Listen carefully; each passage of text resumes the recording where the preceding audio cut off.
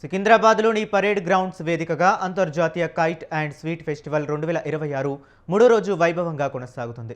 రంగురంగుల పతంగులతో భాగ్యనగర ఆకాశం ఒక అద్భుతమైన కాన్వాస్లా మారిపోయింది. తెలంగాణ పర్యాటక శాఖ ఆధ్వర్యంలో జరుగుతున్న ఈ వేడుకలో ప్రపంచ నలుమూలల నుంచి కైట్ ఫ్లైఓవర్స్ తరలివచ్చారు.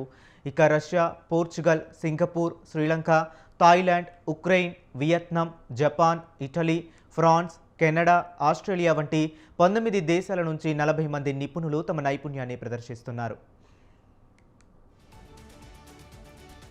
అలాగే భారతదేశంలోని 15 రాష్ట్రాల నుంచి 55 మంది జాతీయ స్థాయి కైట్ ప్లేయర్స్ పాల్గొని వైవిధ్యమైన పతంగులను ఎగరవేస్తారు.